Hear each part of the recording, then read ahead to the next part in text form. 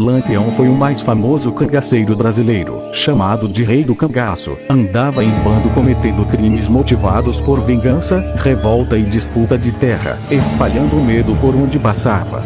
Virgulino Ferreira da Silva, conhecido como Lampião, nasceu em Vila Bela, atual cidade de Serra Talhada, no sertão de Pernambuco, no dia 7 de julho de 1897, em uma família de lavradores e criadores.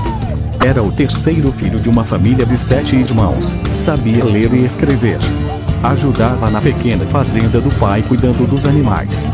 O cangaço, um tipo de luta armada frequente no Nordeste, atraiu Lampião em 1915, depois que sua família foi acusada de ter roubado alguns animais da fazenda de seus vizinhos, a família Saturnino, ligada à oligarquia dominante.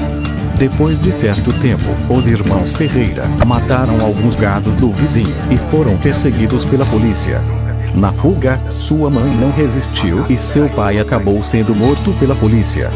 Decidido a se vingar, Lampião encarregou dos irmãos de cuidar dos irmãos menores e com os dois mais velhos passou a percorrer os estados nordestinos, fazendo justiça com as próprias mãos. O primeiro ataque foi em 1922, em Alagoas, na casa da baronesa da cidade de Água Branca, quando levou todo o dinheiro que encontrou. Com um bando formado, os justiceiros invadiam as fazendas, saqueavam os comerciantes e distribuíam com os mais pobres uma parte do que recolhia. Por causa da organização e da disciplina que impunha a seus cabras, raramente Lampião sofria alguma derrota. 5 estados faziam parte de suas andanças. Por onde passava, torturava e matava, deixando um rastro de destruição e crueldade, porém era visto como um instrumento de justiça social.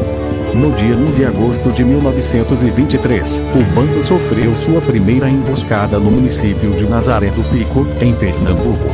O combate se deu na praça, com a ajuda dos civis nazarenos. Era o início da Força de Nazaré, a mais importante perseguidora de Lampião. Em 1926, estando em Juazeiro, no Ceará, Lampião é chamado para combater na coluna Prestes e recebe a patente de capitão. Nessa época visita o padre Cícero. 2 anos depois, Lampião atravessa o Rio São Francisco em direção a Sergipe, Bahia, e tem o primeiro combate com as forças baianas. Em 1929, em suas andanças pela região, chegou ao povoado de Malhado da Caiçara quando conheceu Maria Gomes de Oliveira, que tinha 19 anos e morava com os pais, depois que se separou do marido.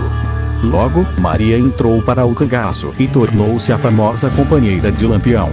Com o nome de Maria Bonita, tornou-se a primeira mulher a ingressar no cangaço. Em 1932 nasceu Maria Expedita de Oliveira Ferreira Nunes, a filha do casal. Lampião criou roupas para si e para o bando, caprichava nos detalhes, usava medalhas, muitos anéis, correntes de ouro, chapéu de couro, alforjes bordados e punhais de prata. Sua primeira fotografia é datada de 1926. Seu apelido, dizem que surgiu da cor do cano de seu rifle, que ficava em brasa depois de vários tiros, parecendo um lampião. Durante os anos de cangaço, Lampião zombou das polícias, do governo e das pessoas influentes. Escapava fácil das emboscadas, dos tiroteios e das armadilhas. Conseguia despistar os policiais, que ele chamava de macacos, usando várias estratégias. Uma delas era mandar o bando calçar as alpercatas ao contrário para deixar o rastro em direção oposta. Na madrugada de 28 de julho de 1938, na Grota de Angico, no povoado de Poço Redondo, em Sergipe, Lampião e seu bando foram surpreendidos com rajadas de metralhadoras. Minutos depois, Lampião, Maria Bonita e mais 9 cangaceiros estavam mortos. O ataque comandado pelo tenente João Bezerra conseguiu o que a polícia do Nordeste perseguia havia muito tempo. As cabeças do bando foram decapitadas, mumificadas e expostas em Santana do Ipanema, Alagoas. Depois foram levadas para o Museu Nina Rodrigues, na Bahia, até serem enterradas em 1968.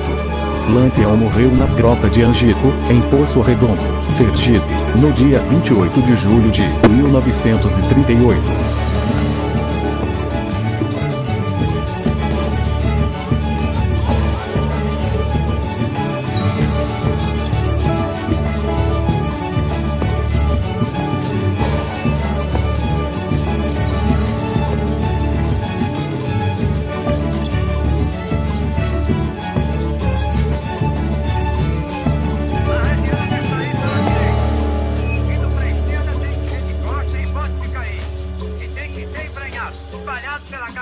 pra confundir os macacos.